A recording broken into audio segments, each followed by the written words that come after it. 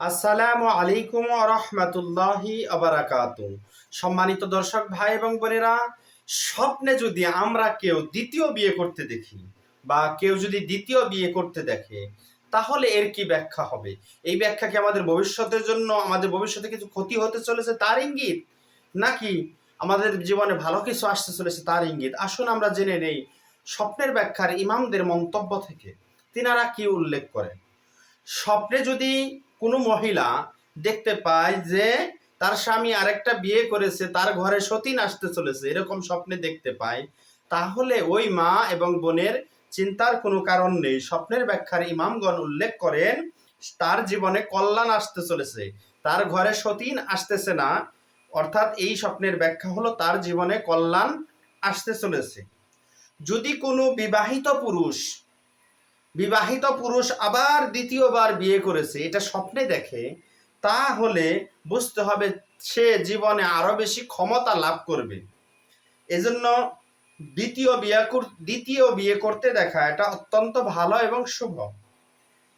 এই ব্যাখ্যা তখনই হবে যখন তার নতুন স্ত্রীকে চিনে বা তার নাম জানে। যদি স্বপ্নে দেখলো যে সে যাকে বিয়ে করতেছে তাকে চিনে এবং নাম জানে, যদি কোনো মহিলা দেখে যে, তাহলে যদি কোনো মহিলা দেখতে পায় সে এমন কোনো পুরুষকে বিয়ে করেছে যাকে দেখেনি এবং চিনে না, তার নামও জানে না, যদি কোনো মহিলা দেখতে পায় যে এরকম একজন পুরুষকে সে বিবাহ করেছে কিন্তু তাকে সে চিনে না এবং তার নামও জানে না, এরকম দেখতে পায়, তাহলে বুঝতে হবে মহিলা মারা যেতে পারে, মহিলা ইন্তেকাল করতে পারে, তার ইঙ্গিত।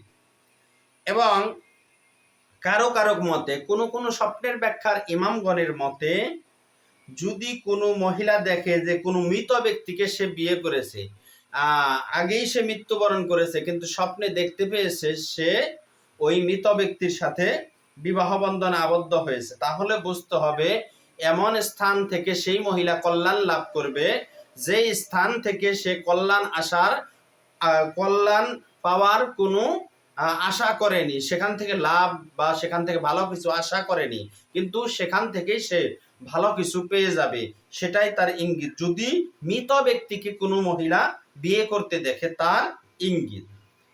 তদ্রূপ যদি কোনো পুরুষ কোনো মৃত মহিলাকে বিবাহ করতে দেখে, স্বপ্নে দেখলো যে সে মৃত একজন মহিলাকে বিবাহ করতেছে, তাহলে এখানেও সেই ব্যাখ্যা হবে যে সে এমন এক স্থান থেকে কল্যাণ পাবে, লাভ পাবে, সফলতা পাবে, যেখানে সে আশাও করেনি যে এই জায়গা থেকে কল্যাণ বা লাভ আসতে পারে। এজন্য আমরা সকলেই এই সমস্ত স্বপ্নে দেখলে বিচলিত হব না। যদি কোনো অপ্রীতিকর স্বপ্ন আমরা দেখতে পাই, আল্লাহ তাআলার কাছে আশ্রয় প্রার্থনা করব। আল্লাহ তাআলা উত্তম আশ্রয়দাতা, এবং আমরা বেশি বেশি তওবা ইস্তেগফার করব। ভিডিওটি যাদের ভালো লেগেছে তাদের কাছে অনুগ্রহ করে আমার অনুরোধ থাকবে, আমার এই ছোট্ট চ্যানেলটি সকলেই সাবস্ক্রাইব করে দিন, সাথে থাকা বেল আইকন বাজিয়ে দিন, যাতে আমার আপলোড করা ভিডিও সবার আগে আপনাদের কাছে পৌঁছে যায়, এবং ভিডিওটি শেয়ার দিয়ে দিন। আর যদি আপনাদের কোনো বিষয়ে জিজ্ঞাসা থাকে আমাদের কমেন্ট বক্সে জিজ্ঞাসা করুন, আমরা উত্তর দেওয়ার চেষ্টা করব ইনশাআল্লাহ।